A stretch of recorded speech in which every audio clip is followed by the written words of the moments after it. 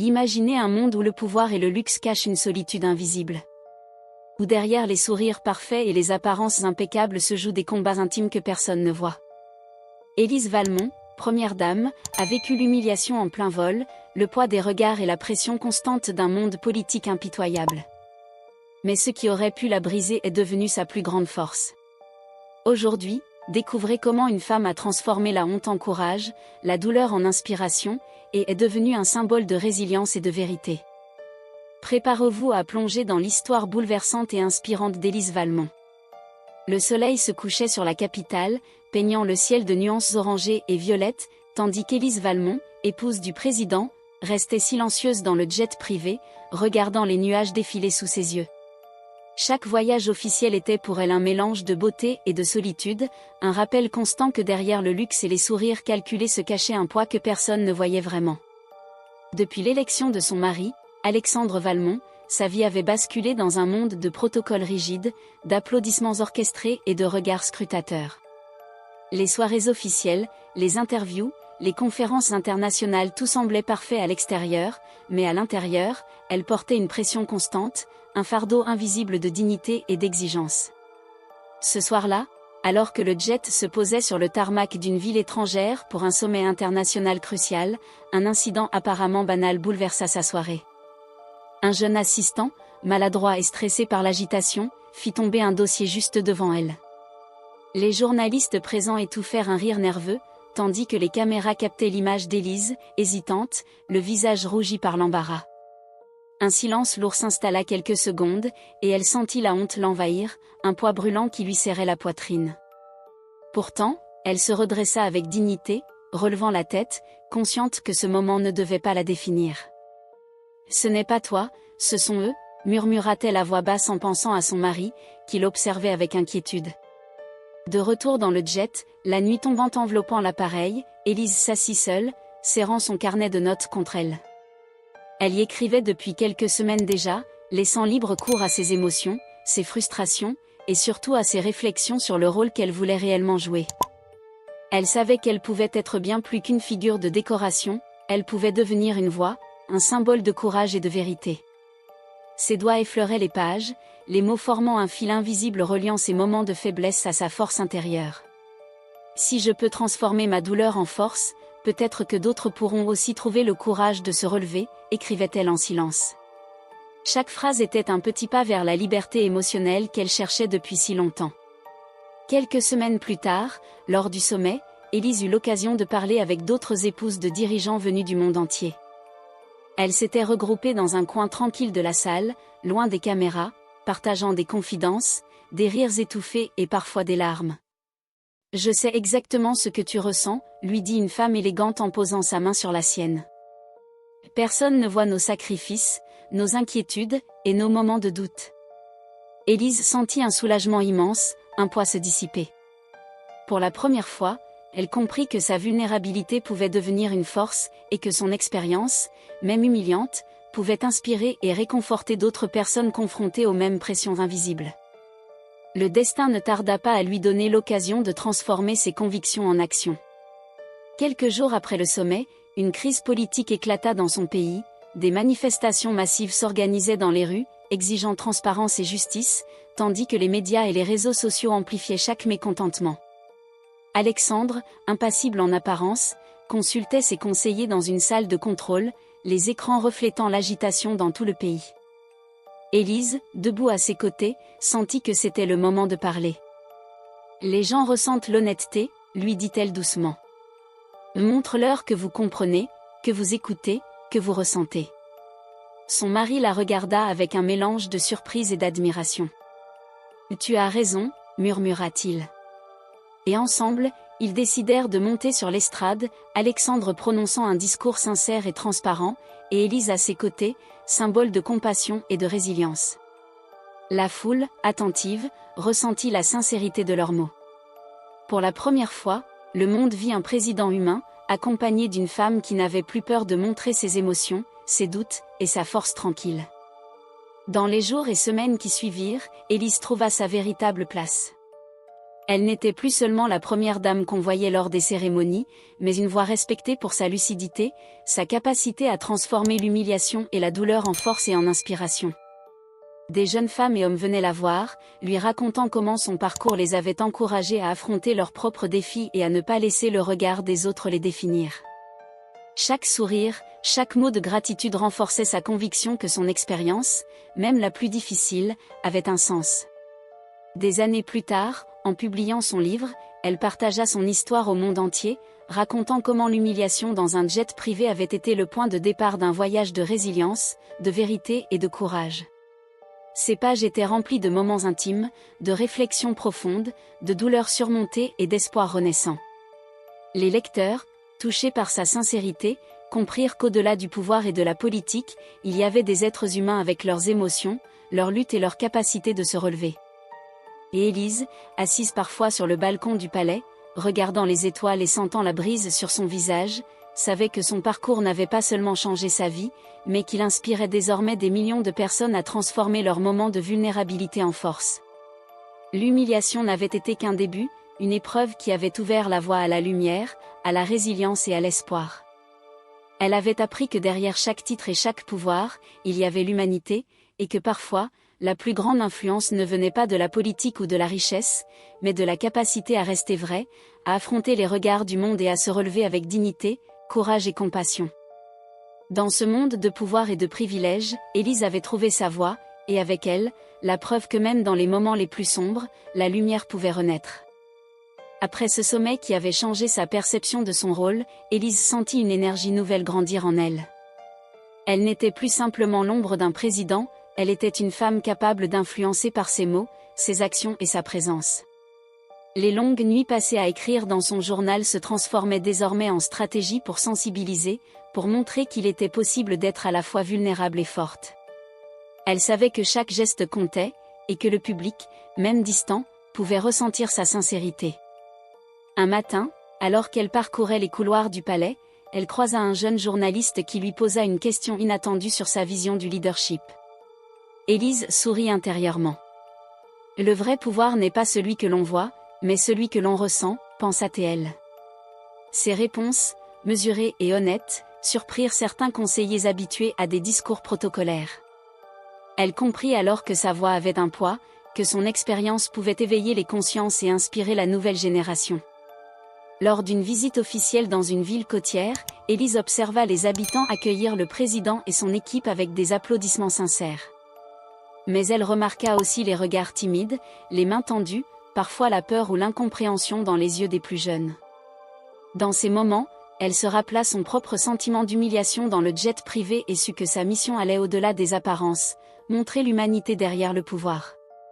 Les semaines suivantes, elle commença à organiser des rencontres discrètes avec des citoyens, surtout des jeunes et des femmes, leur parlant de résilience, d'intégrité et de courage. Ces discussions lui permettaient de se reconnecter à la réalité, loin des tapis rouges et des projecteurs. Chaque sourire, chaque regard reconnaissant était pour elle une victoire silencieuse contre le poids des années d'isolement dans le monde politique. Un jour, alors qu'elle assistait à une conférence internationale sur l'éducation, Élise fut frappée par la détermination des jeunes leaders.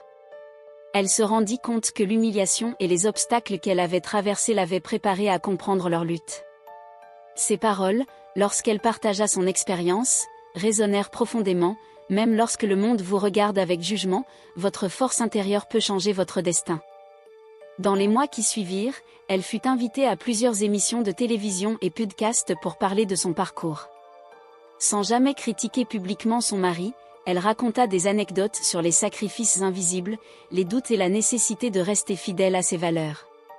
Chaque récit était une leçon, un message d'espoir pour ceux qui vivaient des situations similaires, souvent dans le silence et la solitude. Une nuit, Élise se retrouva seule sur le balcon du palais, regardant la ville endormie. La brise froide lui rappelait ses années de doute et d'humiliation, mais cette fois, elle les regardait avec sérénité. Tout ce que j'ai vécu m'a conduite ici, pensa-t-elle. Et c'est ici que je peux transformer ma douleur en lumière pour les autres. Lors d'un voyage diplomatique en Europe, Élise eut l'occasion de visiter des centres communautaires, où elle parla avec des femmes confrontées à des défis similaires aux siens. Elle fut touchée par leurs histoires, par leur courage silencieux. Ces rencontres renforcèrent sa conviction qu'elle devait utiliser sa position pour défendre la résilience et l'autonomisation, et non seulement pour le protocole ou l'image. À son retour, elle organisa un programme discret de mentorat pour les jeunes femmes souhaitant s'impliquer en politique ou dans le service public. Elle y partageait ses expériences d'humiliation, de doute et de réussite, insistant sur le fait que chaque obstacle pouvait devenir une source de force. Les retours furent immédiats, des lettres, des emails, des appels de gratitude affluèrent, lui montrant que son histoire touchait et inspirait. Alors que son mari faisait face à de nouvelles tensions politiques, Élise devint son conseil le plus précieux. Non pas en dictant des décisions, mais en apportant un point de vue humain, un regard sur l'impact réel des actions politiques sur les citoyens. Elle comprit que sa voix, même silencieuse dans les moments officiels, pouvait peser plus que n'importe quelle annonce publique. Un soir, lors d'un dîner officiel avec des dirigeants étrangers, Élise observa les interactions, les alliances tacites et les échanges feutrés. Elle sourit intérieurement, sachant que le vrai pouvoir n'était pas seulement dans les mots, mais dans la capacité à percevoir, comprendre et agir avec empathie. Ces expériences renforçaient sa confiance en elle et sa conviction que l'humiliation passée n'était qu'une étape nécessaire vers la compréhension et la force. L'année suivante, un scandale éclata dans la sphère politique internationale.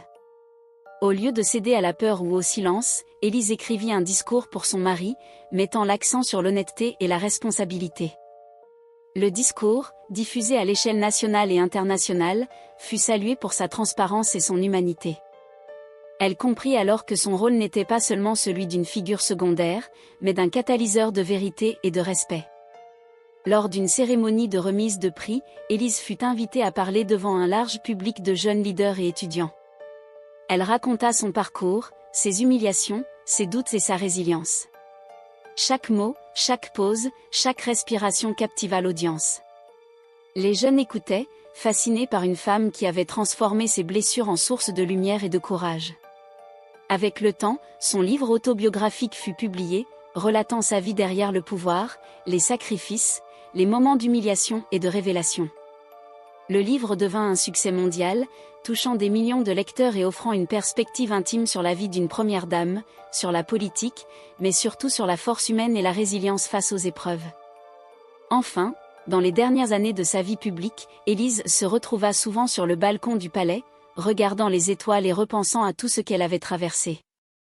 Elle savait que ses humiliations, ses doutes et ses combats avaient façonné une femme capable d'inspirer le monde.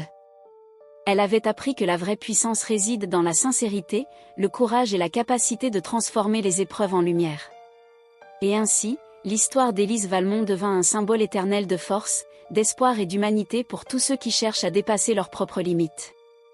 Alors qu'Élise poursuivait ses engagements publics, elle commença à réfléchir à l'héritage qu'elle voulait laisser. Plus que des discours, des apparitions et des photographies, elle voulait transmettre un message intemporel, que la vulnérabilité n'était pas une faiblesse, mais une source de puissance silencieuse. Chaque interaction, chaque rencontre avec des citoyens, des jeunes femmes et des leaders en devenir, renforçait cette conviction. Un matin, en parcourant les couloirs du palais, elle tomba sur un groupe de stagiaires travaillant sur un projet communautaire. Ils étaient nerveux, hésitants, mais passionnés. Élise s'approcha, s'accroupit à leur niveau et leur parla avec douceur et franchise. La peur de l'échec est normale, mais ce qui compte, c'est d'agir malgré elle. Ne laissez jamais le regard des autres définir votre valeur. Ces mots résonnèrent, et elle vit dans leurs yeux une lueur de détermination qu'elle connaissait si bien. Quelques semaines plus tard, Élise décida de créer une fondation dédiée à la résilience et à l'empowerment des jeunes, en particulier des femmes dans les environnements politiques ou professionnels exigeants. Ce projet lui permettait de transformer concrètement ses convictions en action, de créer un réseau de soutien et de mentorat, et de toucher des vies de manière tangible. Les premières bénéficiaires de la fondation étaient émerveillées de rencontrer quelqu'un qui avait traversé l'adversité avec courage, mais qui demeurait humble et accessible. Mais la vie publique continuait de la mettre à l'épreuve. Lors d'un sommet international, un journaliste posa une question brusque sur une décision controversée de son mari. Les caméras se tournèrent vers elle, attendant une réaction mesurée, froide, protocolaire. Élise prit une profonde inspiration et répondit avec honnêteté et compassion, sans chercher à éviter le malaise. Il est normal de se questionner, de ressentir de l'inquiétude. Nous sommes humains avant tout. Ce que nous essayons de faire, c'est écouter, comprendre et agir pour le bien de tous. Les murmures dans la salle se transformèrent en silence respectueux. Ce moment marqua un tournant. Elle n'était plus seulement une présence décorative à côté du président, mais une voix crédible et influente. La nuit, seule sur son balcon, Élise relisait les lettres et messages reçus de jeunes femmes qui avaient trouvé dans ses paroles un courage nouveau. Certains témoignages évoquaient des situations où elles avaient failli abandonner, mais s'étaient relevées grâce à l'exemple d'Élise. Ces témoignages étaient pour elle la plus grande récompense. Elle savait qu'aucun discours officiel ou protocole ne pouvait remplacer le pouvoir de l'inspiration personnelle. Avec le temps, son influence s'étendit au-delà des frontières. Des invitations à des conférences internationales, à des panels sur le leadership féminin et la résilience, affluèrent. À chaque fois, Élise choisissait de partager ses expériences les plus intimes, ses échecs et ses victoires, les moments de honte et de révélation. Les auditeurs n'écoutaient pas seulement ses mots, ils ressentaient la sincérité, la force et l'humanité derrière chacun d'eux. Et puis vint le jour où elle fut conviée à parler devant le Parlement de son pays. Les élus, habitués aux discours officiels et calculés, furent frappés par la simplicité et la puissance de son témoignage. Élise parla de l'importance de l'empathie dans la prise de décision, du courage nécessaire pour affronter la critique et de la valeur de chaque voix citoyenne. Lorsque ces mots résonnèrent dans l'hémicycle, elle sut que son parcours, de l'humiliation dans un jet privé à la reconnaissance internationale, avait trouvé son apogée. Elle avait transformé sa vulnérabilité en véritable force politique et sociale. Dans les années qui suivirent, Élise continua de publier des livres, d'accompagner des jeunes leaders, de renforcer sa fondation, et de témoigner que même au sommet du pouvoir, l'humanité, l'honnêteté et la résilience pouvaient changer le monde. Ces premiers moments de doute, de honte et de solitude étaient désormais devenus le socle d'une légende inspirante, rappelant à chacun que derrière chaque rôle public se cachait un être humain capable de lumière et de transformation. Et chaque soir, lorsqu'elle se tenait sur le balcon du palais, observant le ciel étoilé, Élise souriait intérieurement. Elle savait que son voyage ne s'arrêtait pas là. Chaque personne qu'elle touchait, chaque geste de courage qu'elle inspirait, était une preuve vivante que la force ne réside pas seulement dans le pouvoir, mais dans la capacité à se relever, encore et encore, avec dignité et cœur.